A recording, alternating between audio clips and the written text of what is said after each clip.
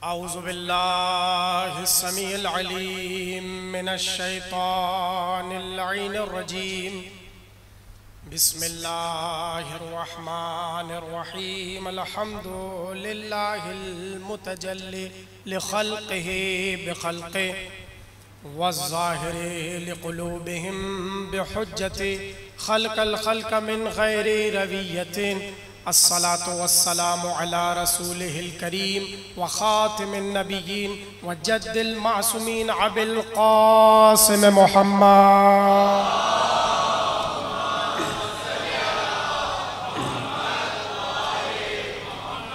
व आलिहि तय्यबीन ताहिरीन अल मासूमीन अल्लज़ीना अज़हबल्लाहु अन्हुमुर रिज्सा व ताहरहुम तत्हीरा।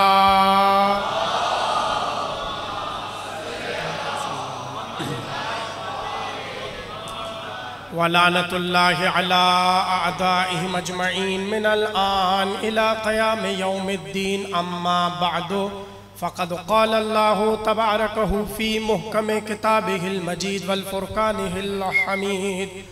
बिस्मिल्लाहिर रहमानिर रहीम। इन्नस्सफ़ा वल मरवता मिन शआइरिल्लाह व क़ालल्लाहु इज़्ज़न व मन युअज़्ज़िम शआइरल्लाहि फ़इन्नहा मिन तक़वल क़ुलूब। सलावत।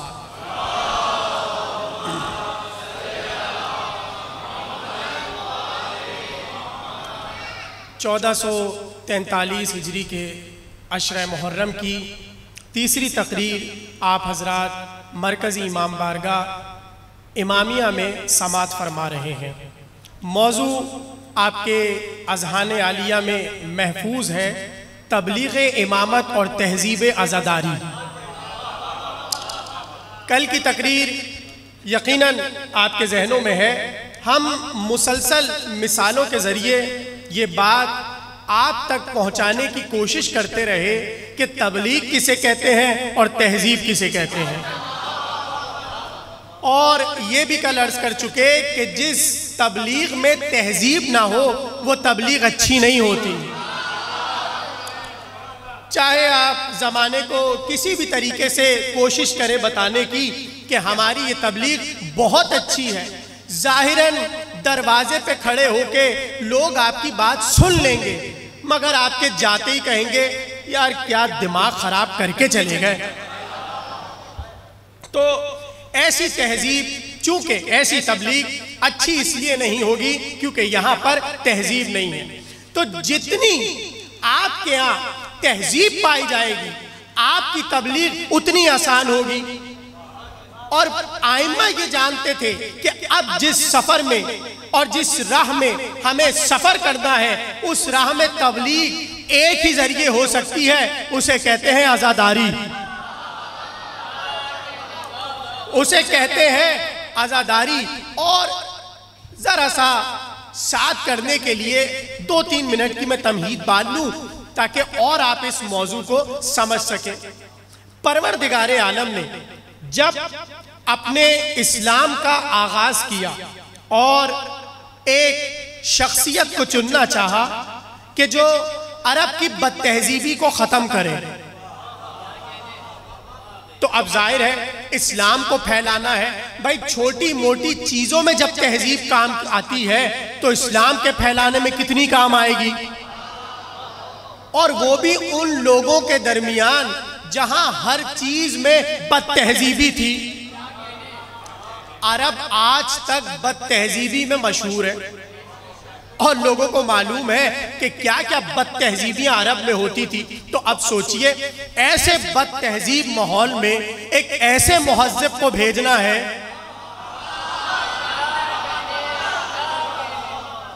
और क्यों भेजना है? तबलीग के लिए। क्यों भेजना है? समझाने के लिए कि तबलीग रिसालत अल्लाह ने जो हमें अता की है वो हम तहजीब के जरिए तबलीग करेंगे। तो अब यहां से रसूल अल्लाह की एक हदीस में बयान करूं जो अगरचे बहुत मुश्किल है मगर मैं आसान लफ्जों में आपके सामने बयान कर दूं। रसूल अल्लाह फरमाते हैं जब परवरदिगारे आलम ने अरब की बदतहजीबी को खत्म करने के लिए तबलीग का मनसब अता करना चाहा तो एक बार जिब्रील को हुक्म दिया कि जरा रूए जमीन पर खित्ते खित्ते में अपनी नजर दौड़ाओ। जिब्रील कहते हैं मैंने अपनी नजर को एक एक खित्ते में और एक एक जमीन के टुकड़े पे अपनी नजर को दौड़ाया। मुझे पूरे पूरे जगह पर सिर्फ एक मुकाम नजर आया कि हुक्म इलाही से जिसे चुनना है। तो जिब्रील ने किसे चुना? जिब्रील ने चुना अरब को। और अरब में जो सबसे ज्यादा अच्छा मुकाम है तबलीग के लिए वो कौन सा था? मक्का। यानी मकान चुना कौन सा? मक्का। अब मक्के में से भी किसी को चुनना है। जिब्रील ने कहा मैंने खित्ते पे नजर डाली तो मैंने अरब को चुना, मैंने अरब में नजर डाली तो मैंने काबे को चुना, मैंने काबे पे नजर डाली खानदान बनी हाशिम को चुना, अरब पे नजर डाली खानदान बनी हाशिम को चुना। और जैसे ही हमने परवरदिगार की तरफ देखकर कहा पालने वाले इस वक्त पूरे अरब में अगर कोई सबसे ज्यादा मुहज्जब है तो वो बनी हाशिम। सबसे ज्यादा अगर कोई अरब में मुहज्जब नजर आ रहा है तो वो कौन? बनी हाशिम। तो परवरदिगार आलम ने कहा ठीक है जिब्रील, तुम्हें अरब का मुहज्जब खानदान नजर आ गया, अब तुम एक काम करो, ये हमारी तौहीद का झंडा लो और इसे महल्ला बनी हाशिम में गाड़। ये हमारे तौहीद का परचम, ये हमारे तौहीद का झंडा महल्ला बनी हाशिम में गाड़ दो। अब लेके चले जिब्रील और उस तौहीद के झंडे को बनी हाशिम के महल्ले में गाड़ दिया। अब वहां बैठा था एक बदतहजीब और जिसका नाम क्या है? शैतान। अरे जो अल्लाह से मुकाबला करने लग जाए उससे बड़ा कोई बदतहजीब होगा? अब वो ताक में बैठा था और उसने देखा मैंने इतनी मुश्किलों से अपनी सारी बदतहजीबी लाके अरब को दे दी और ये अल्लाह ने उस खानदान को चुन लिया जो सबसे ज्यादा तहजीब याफ्ता है, जो सबसे ज्यादा मुहज्जिब है। तो उसने फौरन से कहा अच्छा, बनी हाशिम के महल्ले में तौहीद का झंडा गड़ा है, अब मैं भी अपना झंडा कहीं गाड़ूंगा। भाई सलामत रहे आप। उसने कहा बनी हाशिम के घर में तौहीद का झंडा गड़ा है, अब मैं भी अपना कहीं झंडा गाड़ूंगा। तो जैसे जिब्रील ने नजर की थी शैतान ने भी की। उसे एक ही महल्ला नजर आया, महल्ला बनी उमैया।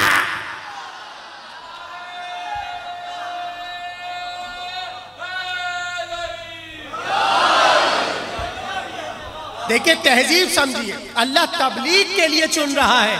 तो उसने कहा कि जो सबसे ज्यादा अरब में बदतहजीब घराना है वो है बनी उमैया। अब इस जुमले का जो लुत्फ है वो सबसे ज्यादा नजमी भाई लेंगे, इसलिए क्योंकि कयामत का जुमला आ रहा है और अभी अभी आ गया। उसने क्या किया? उसने अपना झंडा उठाया शैतान ने और चला महल्ला बनी उमैया की तरफ। जब जिब्रील आए थे झंडा गाड़ने तौहीद का तो उन्हें मुश्किल नहीं हुई, मगर शैतान जब अपना झंडा लेकर चला उसे मुश्किल हुई। क्यों? इसलिए क्योंकि वहां पहले से बहुत झंडे गड़े।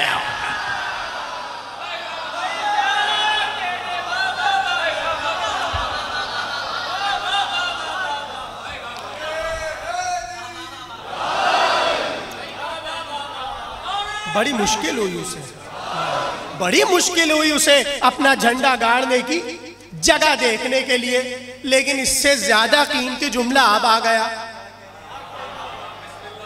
ये देखिए आप इतनी मोहब्बत से सुन रहे हैं, दाद दे रहे हैं, साथ साथ हो रहे हैं, तो जुमले पे जुमले आ रहे हैं। लीजिए फिर जुमला सुन लीजिए।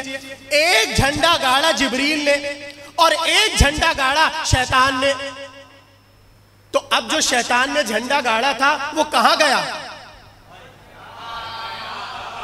अरे जिनके महल्ले में गाड़ा था अब वो महल्ला ही सफाई हस्ती से मिट गया। किसी की कब्र का किसी को पता ही नहीं। और अगर कोई फर्जी कब्र बना भी जाए तो कोई जाके थूकता है, कोई लात। ये हाल हो रहा है। तो अब जिस महल्ले में झंडा गाड़ा था शैतान ने, तो मैं शैतान से पूछूं, ए शैतान ये तो बताओ जो तुमने झंडा गाड़ा था वो कहां गया? तो शैतान शर्मा के चेहरे को झुका लेगा। लेकिन अगर आप मुझसे पूछे वो जो जिब्रील ने तौहीद का झंडा गाड़ा था वो कहां गया, तो पहले मैं आपसे सवाल करूंगा, जिब्रील ने झंडा गाड़ा कहां था? महल्ला बनी हाशिम में। तो अब झंडा बनी हाशिम से दूर होगा नहीं, साथ साथ होगा। अब अगर किसी को तौहीद का झंडा देखना है तो कमरे बनी हाशिम का आलम दे।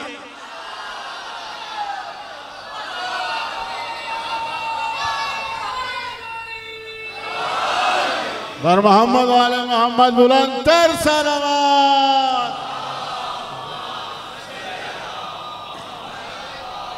बहुत वाह वाह वाह। अब अगर किसी को तौहीद का झंडा देखना है तो वो कहीं दूर ना जाए, वो यहां पर आ जाए। अरे ये झंडा वो है जो रिश्तों को मजबूत करता है, निकाह नहीं तोड़ता।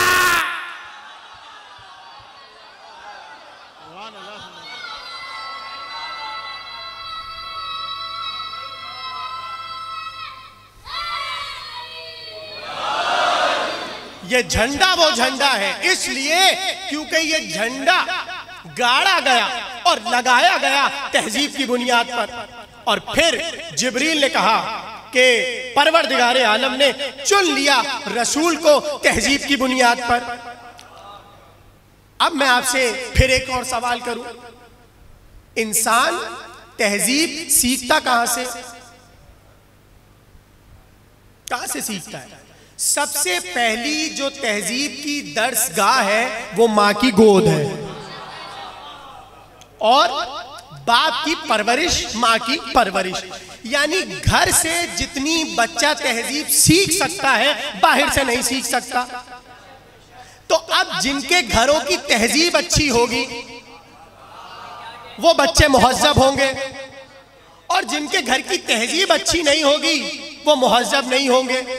और जिन बापों के घर की तहजीब अच्छी नहीं होती वो अपनी औलाद पे एतराज नहीं कर सकते, इसलिए कि जैसे ही उसे लाया गया दरबार में और बताया गया कि इसने शराब पी है, इसे सजा दीजिए,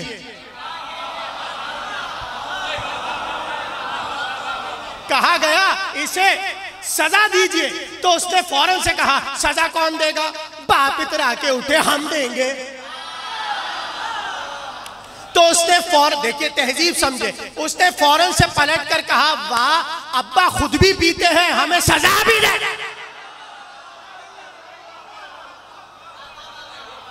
आप हमें सजा नहीं दे सकते, इसलिए क्योंकि आप खुद तहजीब से नाआशना है। तो जुमला तो मैं कहने जा रहा हूं, अल्लाह ने बद तहजीबों के दरमियान भेजा तहजीब राइज करने के लिए अपने नबी को। बच्चा तहजीब कहां से सीखता है? या मां से या बाप से। अब रसूल अल्लाह बचपन में ना अपने बाप को देख रहे हैं ना मां को देख रहे हैं, और मुहज्जिब ऐसे कि जिसकी तहजीब पर अल्लाह खुश हो। तो आलम कायनात से जाकर पूछिए, पूरी कायनात से, रसूल अल्लाह ने तहजीब किससे सीखी? या अली के बाप से सीखी या अली की मां से?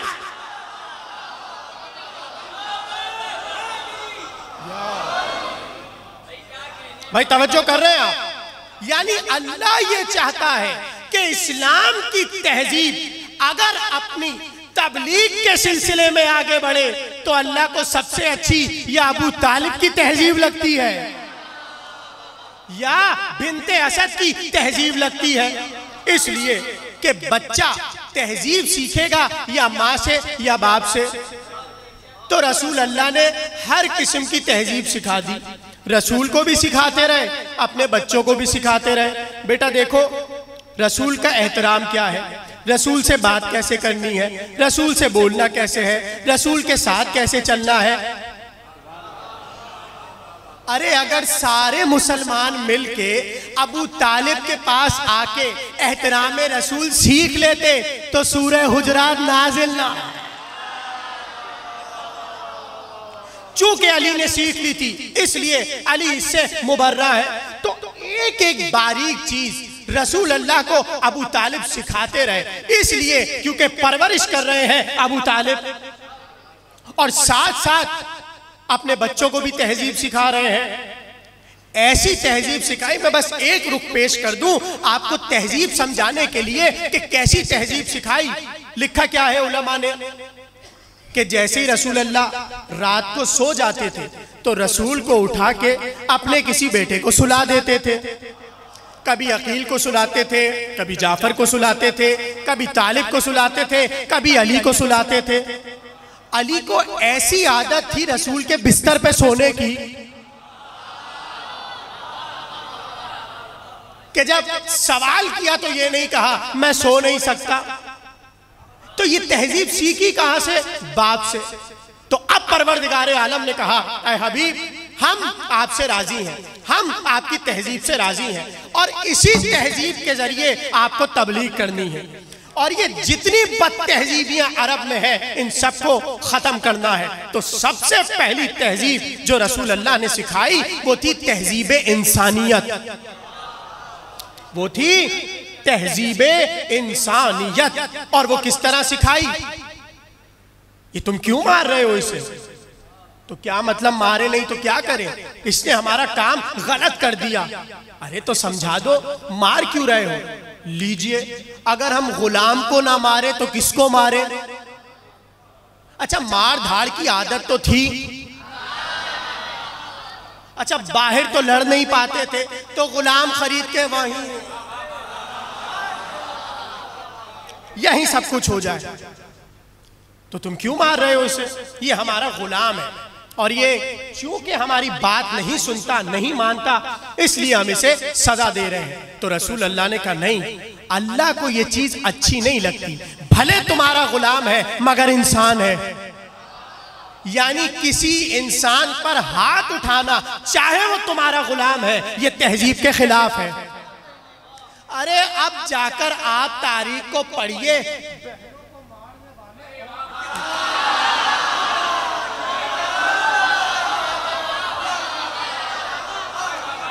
या मुझे लग रहा है ये जो मुहावरा आता है वहीं से आया है, बाहर के मर्दों से लड़ ना सके घर की औरतों को मारे जा।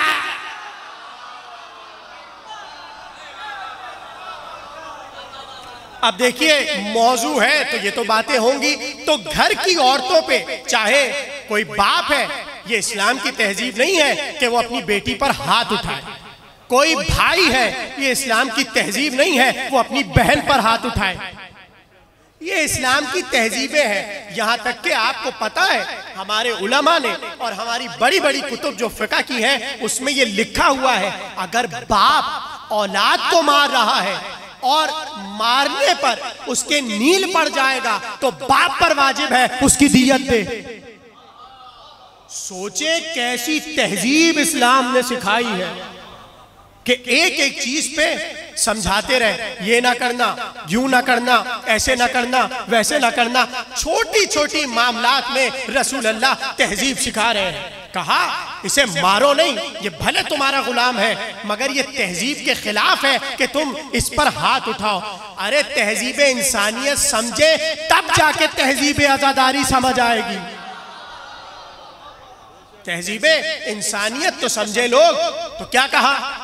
मर्द औरत कोई भी हो हाथ उठाने के लिए रसूल अल्लाह ने मना किया और कहा ये बात तहजीब के खिलाफ है।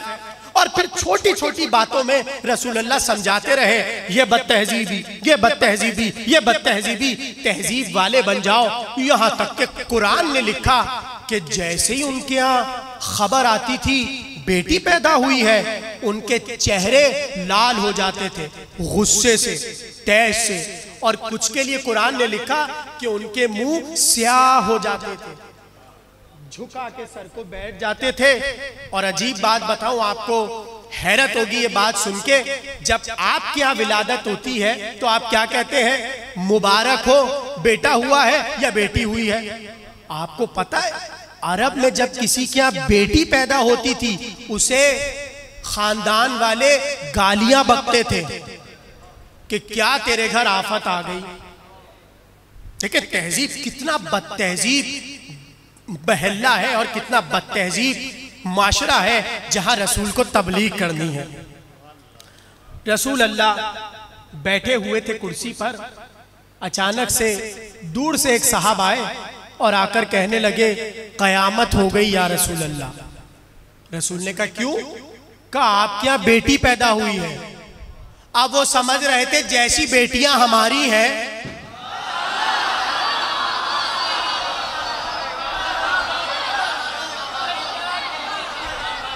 भाई उनकी बेटियां तो इसी काबिल थी ना कि गाड़ दी जाती। इतनी गाड़ी थी, एक तो और गाड़ दे।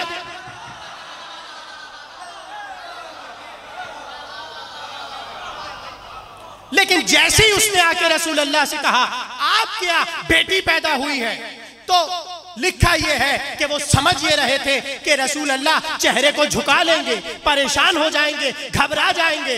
अरे रसूल अल्लाह ना घबराए ना परेशान हुए, कहा बेटी हुई है, एहतराम में खड़े, एहतराम में खड़े हो गए। और ये एहतराम रसूल अल्लाह इसलिए कर रहे हैं कि रसूल ही ने तो कहा था पालने वाले बेटी अता कर,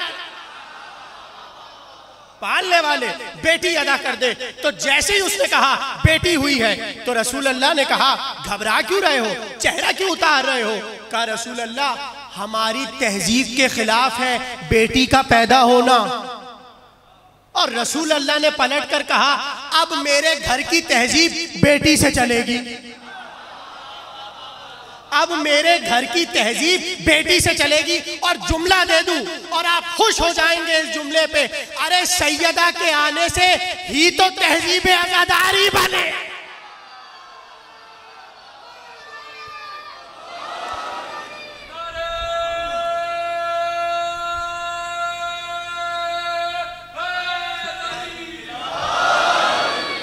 बराए खुशनुदी है जनाब ज़हरा बुलंदतर सलावत। अल्लाहुम्मा सल्ली अला मुहम्मद। सैयदा के आने से ही तो तहजीब बनी है। अरे ये तहजीब आजादारी देने जनाबे सैयदा है, इसलिए क्योंकि तहजीब की बुनियाद गुजार एक माँ होती है। और किस तरह होती है कल की तकरीर में अर्ज करेंगे। तो रसूल अल्लाह ने कहा घबराने की क्या बात है, हमें खुशी है कि हमारे यहाँ बेटी हुई है। और फिर जो बेटी का एहतराम सिखाया, अब ये सब मैं आपको क्या बताऊं, सबकी सुनी हुई है। एक जुमला मेरे काम का है, जल्दी से वो बयान कर दूं। जैसी बज़ में आई उठ जाते, करीब बुलाते, अपनी जगह पर बिठाते, हाथों को चूमते, और फिर जब तक सैयदा बैठी रहती रसूल अल्लाह खड़े रहते। अब वो कि जो पहले गाड़ते थे बेटियां, उन्होंने आकर कहा या रसूल अल्लाह आपका तो एक एक काम सुन्नत है,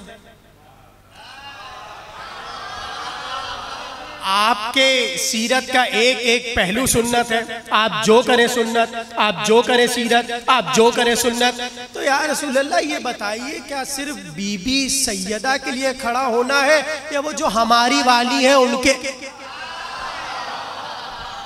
तो रसूल अल्लाह ने फौरन से कहा नहीं, तुम्हारी बेटियां इस काबिल नहीं है कि खड़ा हुआ जाए, और मेरी बेटी इस काबिल है कि सबको खड़ा होना चाहिए।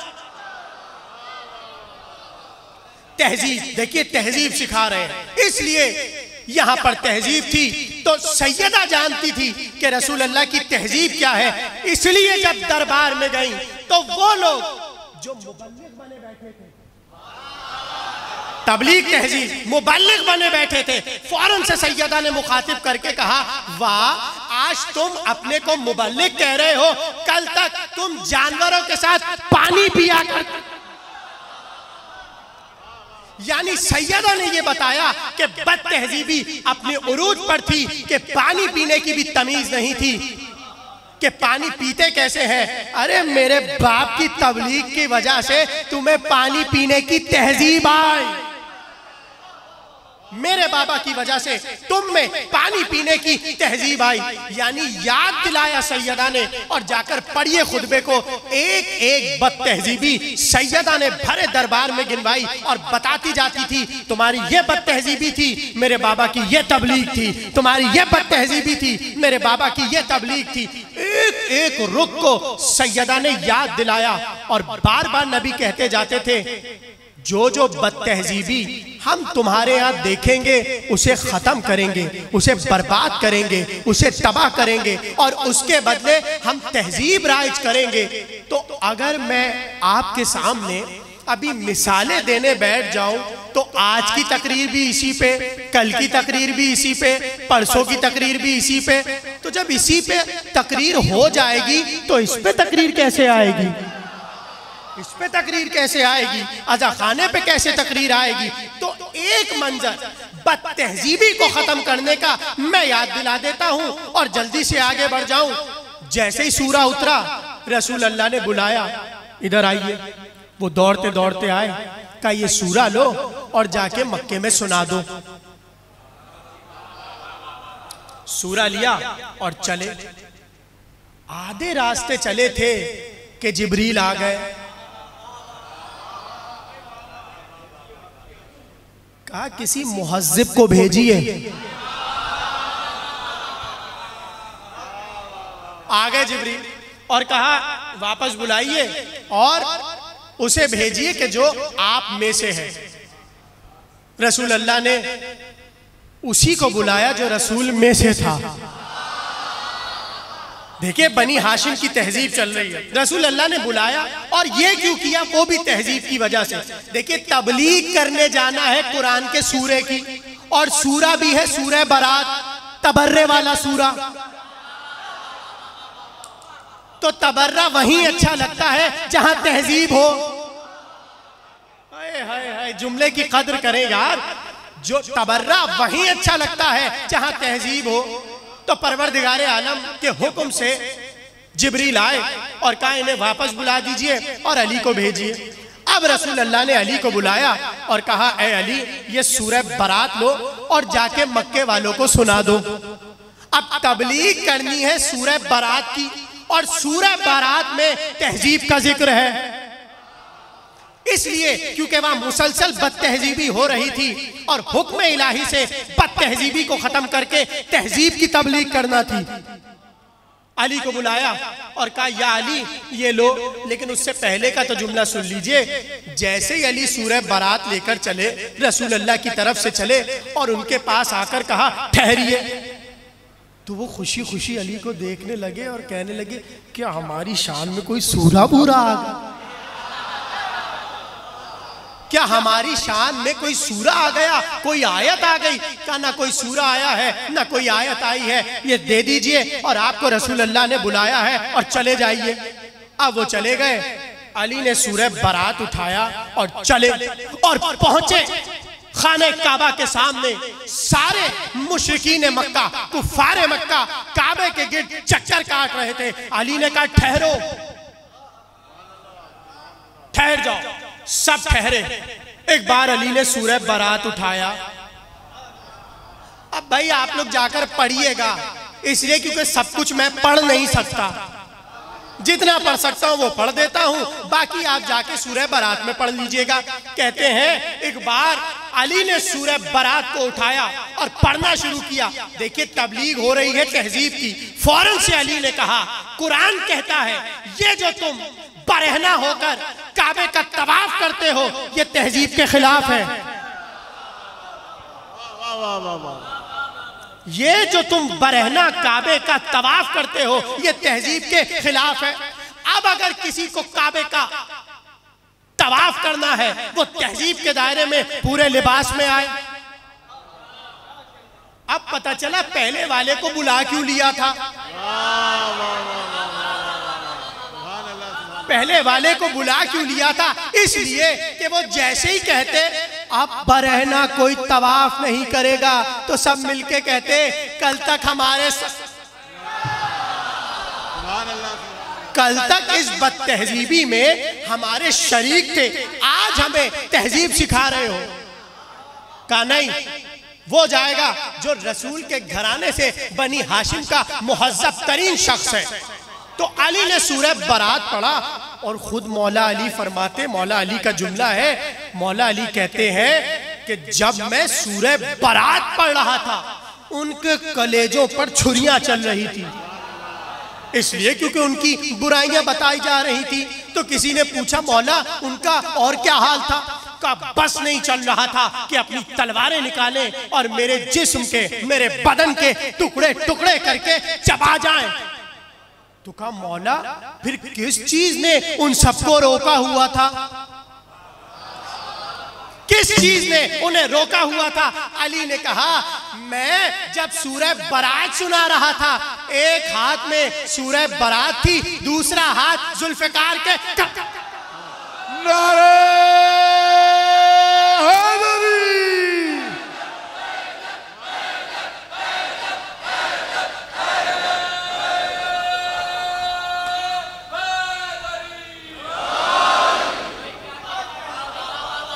एक हाथ में सूरह बरात था और दूसरा हाथ जुल्फिकार के कब्जे में था। और मीर अनीस ने कहा सूरा पढ़ा बरात का, सूरा पढ़ा बरात का, इस इज्जो शान से आती थी मरहबा की सदा। आज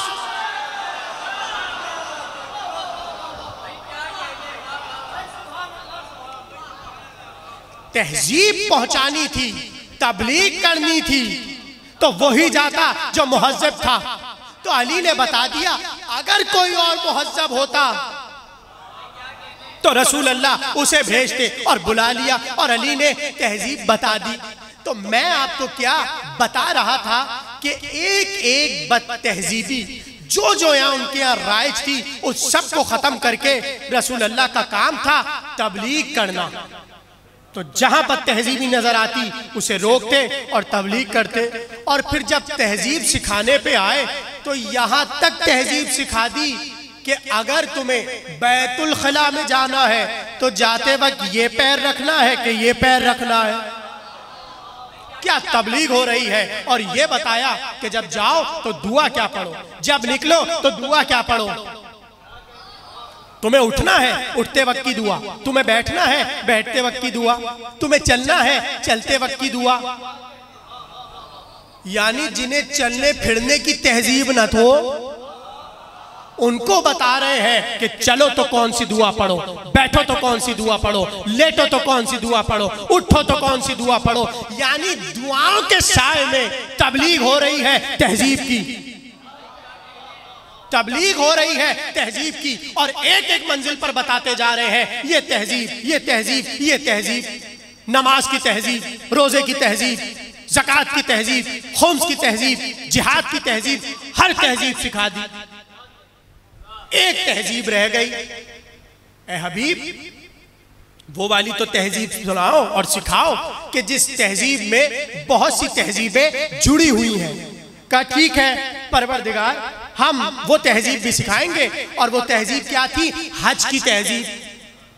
और चले जैसे ही मुकामे हज पर पहुंचे अब सबको सिखाया, मैं जो जो तहजीब बताता जाऊं तुम्हें उस पर अमल करना है। कब बताइए या रसूल अल्लाह। रसूल अल्लाह ने कहा सफा पे इतनी तेज दौड़ना है, मरवा पे इतनी तेज दौड़ना है। या रसूल अल्लाह ये दौड़ने पे भी भला कोई तहजीब सिखाता है? पीछे वाले समझ गए, आगे वाले नहीं समझे। या रसूल अल्लाह ये आप सफा और मरवा में दौड़ना काहे के लिए सिखा रहे हैं? ये तो आना चाहिए। तो अजब नहीं रसूल अल्लाह का है। अरे अब्बास अली हादी क्या बातें कर रहे हो? क्या तुम्हें पता नहीं है दौड़ने पे आए तो ऐसे,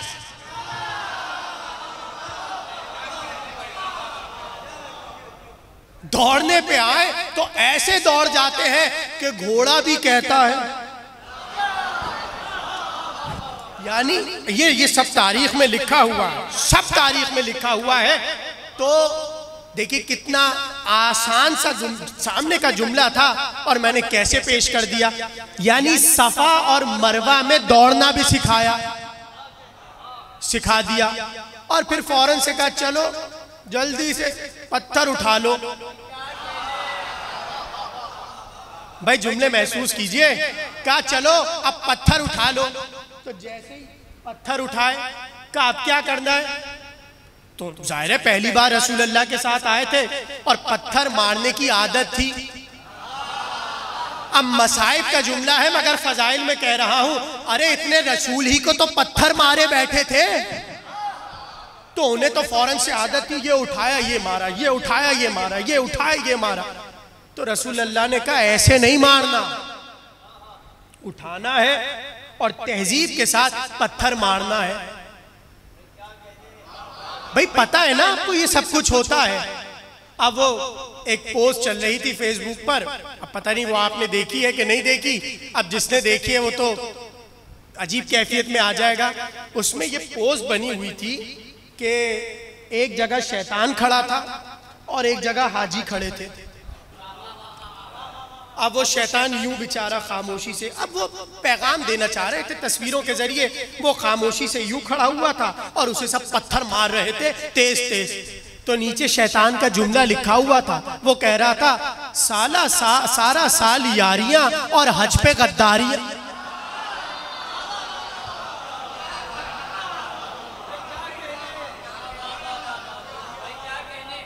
हज पे गद्दारियां। तो रसूल अल्लाह, अब देखिए पत्थर मारने की भी तहजीब है, तो अब क्या तहजीब क्या सिखाई? उठाते पत्थर मार देते। कहा नहीं, एक साथ नहीं मारना, पत्थर मारने की भी स्टेप्स हैं। पहले ये करो, फिर ये करो और फिर यूं करो। और मारना कैसे है? अब जो हजरत हज कर चुके वो जानते हैं और जो नहीं कर चुके परवरदिगार सबको हाजी साहब बना दे। तो वो क्या करते हैं, यूं पत्थर रखते, और एक टेक्निक होती है, जाहिर मैंने भी नहीं किया हुआ इसलिए मुझे सही से आता नहीं है, लेकिन बहरहाल एक तरीका है, यूं रख के यूं मारते हैं, यूं मारते हैं, यूं मारते हैं, यानी उंगलियों के जरिए कंकर को मारा जाता है। तो ये सब क्यों हो रहा है? तहजीब के लिए। एक एक चीज में तहजीब की बुनियाद डाल के रसूल तबलीग कर रहे हैं। सब हो गया तो कहने लगे परवरदिगार हमने इन्हें नमाज सिखा दी, हमने इन्हें रोजा सिखा दिया, हमने इन्हें हज सिखा दिया, ज़कात वगैरह सब हम सिखा चुके, अब हमारा काम तमाम हो गया, तबलीग रिसालत मुकम्मल हो गया। कहा नहीं, एक चीज रह गई, बस खत्म हो रही है तकरीर, एक चीज रह गई। कहा क्या? विलायत अली।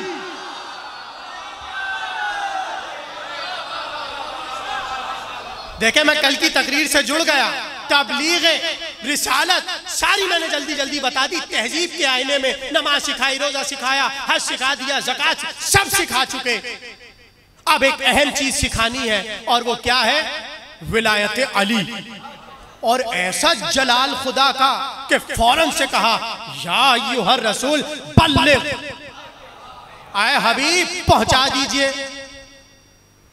व इन लम तफ़अल, अगर तुमने ये पैगाम नहीं पहुंचाया तो तुमने हक के रिसालत अदा नहीं किया। तो कितना बड़ा पैगाम है पैगंबर के पास जो पहुंचाना है। आप कहेंगे ये क्या बातें कर रहे हैं, ये सारी बातें तो हम सुनते रहते हैं, लीजिए ये तो अपने मौजू से हट गए। नहीं, मैं मौजू ही पे हूं। मौला रसूल ने विलायत अली भी सिखाई तो तहजीब के साथ सिखाई। आप कहेंगे कैसे? जैसे ही हुक्म हुआ आए हबीब तबलीग ऐलान विलायत कीजिए, यानी जुमला मैं फिर कह दूं, अभी अभी आया है, तबलीग रिसालत उसी वक्त तमाम होगी जब इबलाग इमामत होगा। तबलीग रिसालत उसी वक्त तमाम होगी जब इबलाग इमामत होगा। आए हबीब पहुंचाइए, विलायत अली पहुंचाइए। अब तहजीब साथ तबलीग के। तो क्या किया रसूल अल्लाह ने? ठीक है परवरदिगार, तेरा हुक्म है तो मैं पहुंचाता हूं। रसूल तहजीब के दायरे में विलायत अली पहुंचानी है। ठीक है परवरदिगार, जो जो तू कहेगा तहजीब के साथ साथ मैं तबलीग करूंगा। तो पहली तहजीब यह है कि जिक्र विलायत चलते फिरते नहीं होगा। किसी ने वहां खड़े होकर सुन लिया, किसी ने वहां खड़े होकर सुन लिया, किसी ने पीछे खड़े होकर सुन लिया। कहा नहीं, जो आगे जा चुके उन्हें पीछे बुलाओ, जो पीछे रह गए उन्हें आगे बुलाओ, जो यहां से निकल गए उन्हें यहां बुलाओ, और जो वहां से निकल गए उन्हें यहां बुलाओ। पहले सबको एक जगह पर तहजीब के साथ बुलाओ, फिर ऐलान विलायत करो। बुला लिया, सब आ गए और रसूल अल्लाह ने रुकवा दिया। परवरदिगार सब आ गए, सब कुछ हो गया, अब कर दे ऐलान? नहीं, अभी कुछ तहजीब बाकी है। ये कुछ लोग ऊंट पे बैठे हैं, उतारो उतारो, सबको साथ बिठाओ, पहले तहजीब का माहौल बनाओ, फिर तबलीग करो। सबको उतारा। अच्छा, अब कुछ लोग खुशी खुशी ऊंट से उतर रहे थे, कुछ लोग खुशी खुशी उतर रहे थे कि हमारे मौला बन रहे हैं अली। अच्छा, कुछ लोग उतरना ही नहीं चाह रहे थे, इसलिए क्योंकि रसूलुल्लाह कह रहे थे जैसे ही तुम लोग ऊंटों से उतरो तो अपने अपने पालाने शुत्र हमें दे दो। इसलिए क्योंकि एक तहजीब का मिंबर बनाना, देखिए तहजीब समझिए, तहजीब के साथ पहले मिंबर लगेगा, तुम सामने खड़े होगे, फिर ऐलान विलायत होगा, यानी तबलीग विलायत अली होगी तहजीब के साथ।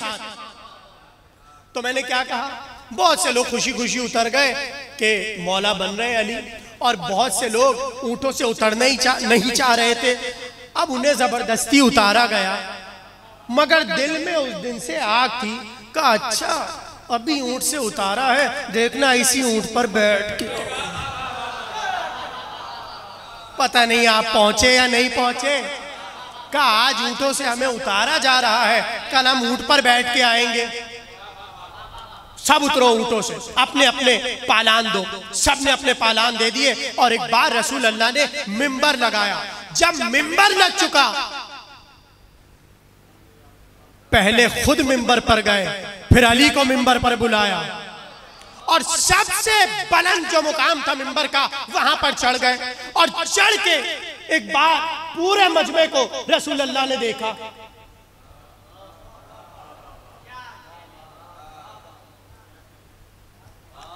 अचानक से रसूल अल्लाह ने कहा, ये बीच बीच में कुछ छोटी छोटी खारदार झाड़ियां नजर आ रही हैं। सलमान, अबूजर, मिगदाद, कंबर, हुजैफा, जल्दी इधर आओ और इन झाड़ियों को काट दो। क्या कहने सहाबा रसूल के, मैं नौकर सहाबा दा, या नहीं नहीं नया वाला नारा लगा देते, वाह सहाबा वाह। हजरत सलमान, हजरत अम्मार, हजरत हुजैफा, हजरत कंबर, सबको बुलाया और कहा ये जो बीच बीच में खारदार झाड़ियां हैं इन सबको काटो।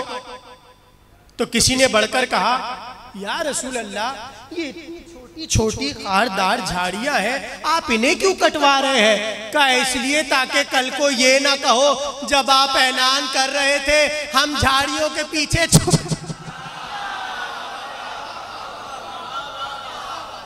हमें नजर ही नहीं आया कब आप अली को ऊपर ले गए और कब आपने ऐलान विलायत कर दिया। यानी तहजीब ये सिखाई कि अगर बड़ा ऐलान हो रहा हो तो जितने खारदार झाड़ियां हैं पहले इन्हें काट, सबको काट दो और फिर तबलीग होगी। और फिर जैसे ही पहुंचे मिंबर पर, तो अब जो रिसालत की सबसे बड़ी तबलीग थी वो थी विलायत अली। अरे जब अल्लाह ने बड़ी तबलीग में तहजीब का दामन नहीं छोड़ा तो छोटी छोटी तहजीबों में कैसे तहजीब का दामन छोड़ देता? छोटी छोटी तबलीगों में परवरदिगार कैसे तहजीब का दामन छोड़ता? कहा रसूल आपने काम कर लिया, हम खुश हुए, मगर तहजीब ये है कि अली के साथ साथ जो बाद वाले हैं उनका भी ऐलान हो जाए। तो लिखा यह है कि जब रसूल अल्लाह ऐलान विलायत करके एक एक से कहते थे हमारी आंखों के सामने अली की बायत करो, तो जल्दी से बैत करके जैसे ही जाने लगते थे रसूल अल्लाह कहते थे कहाँ जा रहे हो? कहा बैत हो गई या रसूल अल्लाह, अब जा रहे। कहा ठहरो, हसन इधर आओ, हुसैन इधर आओ, इन दोनों की भी बात। नारे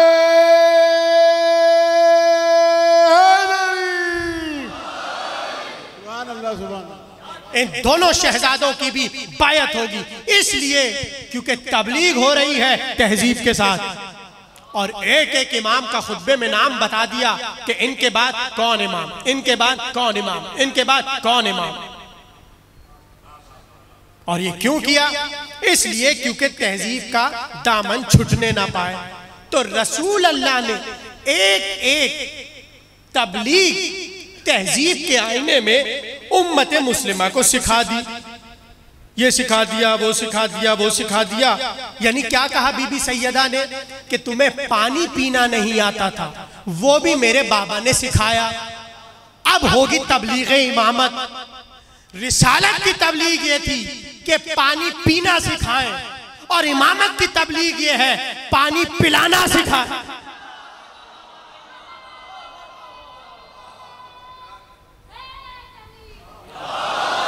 हुसैनियत, हुसैनियत, यजीदियत, यजीदियत, नारे हैदरी। सुभान अल्लाह, सुभान अल्लाह। रिसालत की तबलीग थी पानी पिलाना सिखाएं, इमामत की तबलीग है, रिसालत की तबलीग थी पानी पीना सिखाएं, इमामत की तबलीग है पानी पिलाना सिखाए। अरे ऐसी तबलीग हुई इमामत की कि आज तक तहजीब आजादारी में सबील मौजूद।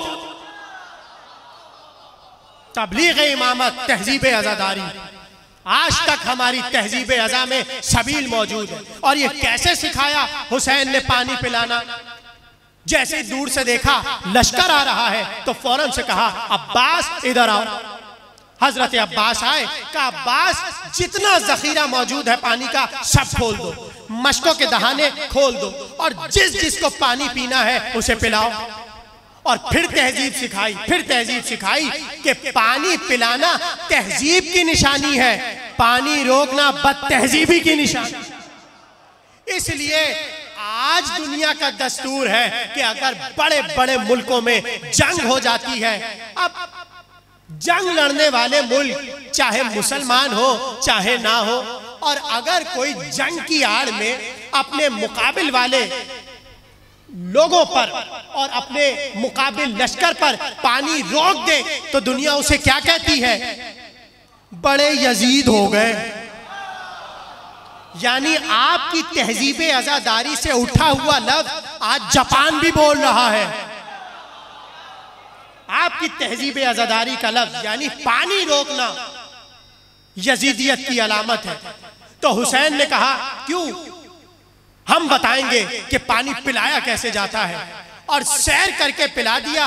बस एक फजाइल का जुमला है और यहीं से मैं मसाइब शुरू कर दूंगा। हुसैन ने एक एक मंजिल पर तहजीब सिखाई कि जब सफर करें उसकी तहजीब क्या है, अमारियां चलें उसकी तहजीब क्या है, पानी पिलाना हो उसकी तहजीब क्या है। यानी इमाम हुसैन ने आलमे इंसानियत को यह पैगाम दिया कि अगर तुम्हारे पास लाख जखीरा मौजूद हो और कोई सामने प्यासा आ जाए तो पानी उसे दे दो। ये हुसैनियत की तबलीग है। ये हुसैन ने तहजीब सिखाई कि पानी नहीं रोकना चाहिए, पिला देना चाहिए। जब पानी पिला चुके और वो लश्कर सैर हो चुका और हुसैन जाने लगे आगे की तरफ, तो वो बढ़ा और उसने बढ़कर लजामे फरस को थाम लिया। आखिरी फजाइल का जुमला है, उसने लजामे फरस को थाम लिया। हुसैन ने कहा छोड़ दे, छोड़ दे। और क्या बातें हुई आप सबके जहनों में है, मगर एक जुमला हुसैन ने उसे ऐसा कह दिया कि कयामत तक के लिए यह जुमला सोने के हुरूफ से लिखा जाए। और वो जुमला क्या है? जैसे ही वो नाला हुए और शर्मिंदा हुए अपनी उस हरकत पर जो उनसे हो चुकी, हुसैन ने कहा ठीक है ऐ हुर, हम माफ करना जानते हैं। और फिर जुमला कहा, जुमला ये कहा या हुर अंता हुर फिर दुनिया वल आखिरा। ऐ हुर तू दुनिया में भी आजाद है और आखिरत में भी आजाद है। आखिरी जुमला तकरीर का, ऐ हुर तू दुनिया में भी आजाद, आखिरत में भी अजाब। अब जाइएगा और जाके घर में वो काम कीजिएगा जो मैं कह रहा हूं। गूगल पर जाइएगा और लिखिएगा हुर, और फौरन से लिख दीजिएगा हुर को हिंदी में क्या कहते हैं, हुर को फारसी में क्या कहते हैं, हुर को स्पेनिश में क्या कहते हैं, हुर को अरबी में क्या कहते हैं, हुर को उर्दू में क्या कहते हैं, हुर को इंग्लिश में क्या कहते हैं। जुमला आ रहा है कीमती, आप लिखते जाइएगा गूगल पे, गूगल ट्रांसलेट करके देता रहेगा।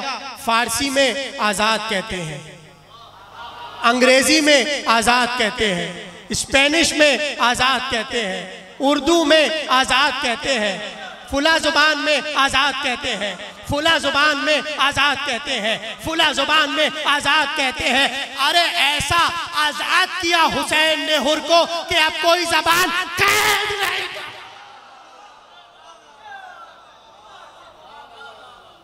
ऐसा आजाद किया हुर को हुसैन ने कि अब कोई जबान भी हुर को कैद नहीं कर सकती। अरे यही तो हुआ कि यजीद कैद करना चाह रहा था, उमर साथ कैद करना चाह रहा था, मगर इस शान से हुर चले कि बताते हुए चले मुझे हुसैन ने आजाद। और अनीस ने क्या कहा, दोज़ख से जो आजाद किया हुर को खुदा ने,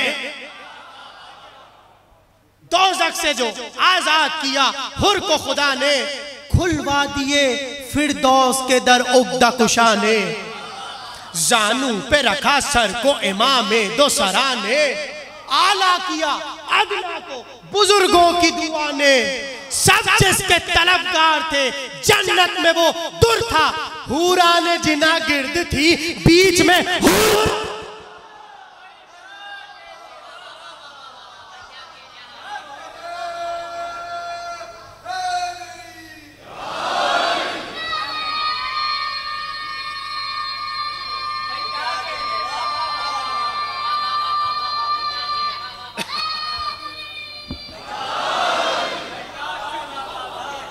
यानी एक पानी की तहजीब के जरिए हुसैन ने बता दिया आजादी का तसव्वुर क्या है। एक एक मंजिल पर समझाते हुए चले कि तहजीब क्या है। क्या मुश्किल था हुसैन के लिए करबला की जमीन पर बगैर कीमत दिए उतर जाना, मगर हुसैन ने बता दिया जो जमीनों पर कब्जे करे वो दूसरों के मानने वाले होते हैं। हम जमीनों पर कब्जे नहीं करते, हम जमीनों की कीमत अदा करते हैं। चलते चलते घोड़ा रुक गया, हुसैन ने घोड़ा बदला, नहीं चला, फिर बदला, फिर नहीं चला, चौथा, पांचवा, छठा, 7 घोड़े बदले मगर कोई चलने को तैयार नहीं था। एक बार कहा अब्बास जरा इस वादी के रहने वालों को बुलाओ, जल्दी जल्दी चल लोग हुसैन के सामने आए। हुसैन ने कहा इस जगह को क्या कहते हैं? किसी ने कहा इसे मारिया कहते हैं, किसी ने कहा इसे नैनवा कहते हैं, किसी ने कहा इसे शत्ते फुरात कहते हैं, किसी ने कहा इसे गाजरिया कहते हैं। दूर से एक बूढ़ा जा रहा था। हुसैन ने कहा अली अकबर जरा इस बूढ़े को बुलाओ। वो दौड़ता दौड़ता आया, उसने कहा इस जगह का नाम क्या है? उसने रोकर कहा करबला। आपकी आवाजें बुलंद हो गईं। मुहर्रम के अय्याम का आगाज है और ये दिन वो है कि आपको नहीं मालूम किसके पहलू में वक्त का इमाम बैठा रो रहा है। और ये आंसू बहाते हुए सोचा मत करो कि शायद ये आंसू जाया हो जाए। अरे दुनिया के आंसू जाया हो जाते हैं, तुम्हारे आंसू जहरा लेने आती है। खुदा आपकी आवाजों पर रहमत नाजिल फरमाए। एक बार हुसैन ने कहा ए अब्बास बस अब अमारियों को उतार दो, यही वो जमीन है जहां हम ज़िबा कर दिए जाएंगे, यही वो जमीन है जहां हमारी खबरें बनेंगी, यही वो जमीन है जहां हम कत्ल कर दिए जाएंगे। कहते हैं एक बार जैसे हुक्म हुआ अब्बास खैमों को नस्ब किया जाए, जैसे ही खैमे नस्ब होना शुरू हुए तो एक बार कहते हैं हजरत ज़ैनब की गोद में बाली सकीना बैठी हुई थी। ज़ैनब बीबी जैसे ही ज़मीन करबला पर बैठी, एक गर्द उठी और सकीना के बालों पर आ गई। एक गर्द उठी और सकीना के बालों पर आ गई। जैसे ही गर्द को देखा, फिजा को पुकार कर कहा, ए फिजा जल्दी से मेरे भैया को बुला दे। हुसैन दौड़ते दौड़ते आए। कहा, बहन ज़ैनब खैरियत तो है, हमें क्यों बुलाया है? कहा, भैया जितनी जल्दी हो सके इस जमीन से आगे बढ़ जाओ। कहा, ज़ैनब क्यों? कहा, भैया जब से मैं बैठी हूं गर्द उठ के सकीना के सर पे आ रही है, और भैया जिन बच्चों के सरों पर गर्द आ जाए वो यतीम हो जाते हैं। ए भैया जिन बच्चों के सरों पर गर्द आ जाए वो बच्चे यतीम हो जाते हैं। हाँ हाँ ज़ादारो, कहते हैं एक बार ज़ैनब गुफ्तगू कर रही थी कि जल्दी से बढ़ के मुट्ठी में एक मिट्टी को उठाया और सूंघने लगी और रोकर कहने लगे, भैया ए भैया इस जमीन से तेरे खून की बू आती है। ए भैया इस खाक से तेरे लहू की बू आ रही है। कहते हैं अभी गुफ्तगू चल रही थी कि एक बार अब्बास ने आकर कहा, आका जिन लोगों को बुलाया है वो सब आ गए। हुसैन दौड़ते हुए आए, बनी असद वालों को देखा और एक बार देखकर कहने लगे, इस जमीन की कीमत क्या है?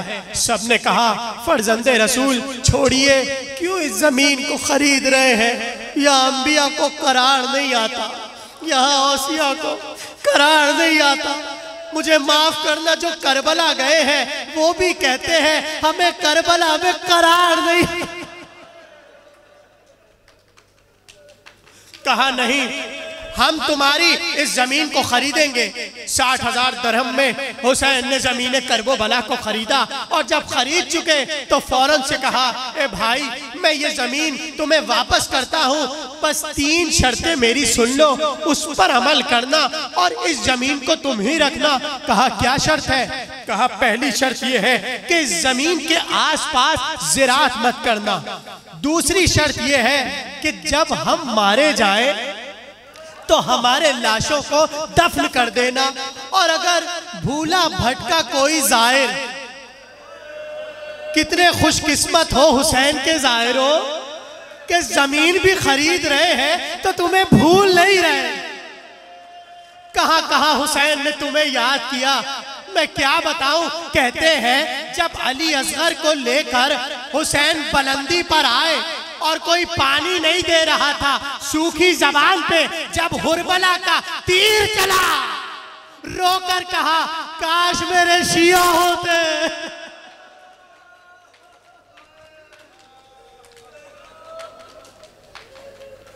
बनी असद वालों, जब कोई जाहिर हमारा पूछते पूछते आए, उसे 3 दिन तक इधर मेहमान रखना। अब रोगे बहुत तुम आगे के जुमले सुन के, और कहने लगे उसे खाना भी पिलाना, उसे खाना भी खिलाना, उसे पानी भी पिलाना। अरे ये हमारा भूखा मौला है, प्यासा मौला है, जो हमारी प्यास की फिक्र कर रहा है, हमारी भूख की फिक्र कर रहा है। और एक बार जब वसीयतें कर चुके तो कहने लगे, अब तुम जाओ। जैसे ही जाने लगे, चंद कदम बढ़े थे, कहा, ठहरो, अगर हो सके अपनी औरतों को भेज दो। औरतें आई, हुसैन ने औरतों को देखकर कहा, मुझे पहचान लो, मैं ज़हरा का बेटा हूँ, मैं ज़ैनब का भाई हूँ। ऐ औरतों, अगर तुम्हारे मर्द दुश्मन से डर के हमारे लाशों को दफन न कर सके तो तुम पानी भरने के बहाने आना और हमारी लाश को दफना देना। और जब औरतें जाने लगी तो कहने लगे बड़ी मजलूमियत से, अगर हो सके अपने बच्चों को भेज दो, अगर हो सके अपने बच्चों को भेज दो। जैसे ही छोटे छोटे बच्चे हुसैन के करीब आए, फौरन से गोद में बिठा लिया, किसी के सर पे हाथ फेरा, किसी का शाना किया। मैं कहूंगा, मौला ये जमीन बच्चों को प्यार करने वाली है, मगर इसी जमीन पे जालिम आपकी बेटी को तमाचे मार। अल्लाह अकबर। बच्चों को प्यार करके कहने लगे, ए बच्चों, मैं अली असगर का बाप हूँ, मैं शकीना का बाबा हूँ। सुनो, अगर तुम्हारे माँ बाप हमें दफनाने ना आ सके तो तुम खेलते खेलते आना और चंद चंद मुट्ठियाँ उठा के हमारे लाशों पर डाल देना। ये कह के सबको रुखसत किया और वहीं थोड़ी देर बैठ गए।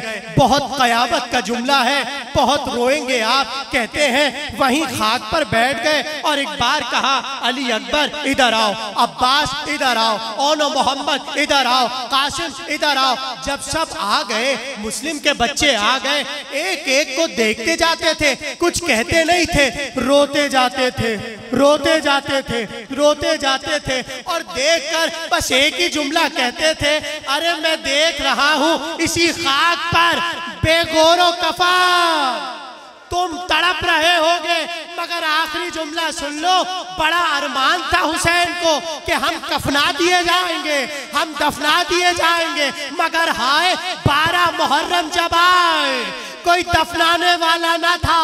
बनी असद की औरतों ने कहा, अरे गैरत था, अगर तुम नहीं खा सकते हम जाएंगे, हुसैन को दफनाएंगे।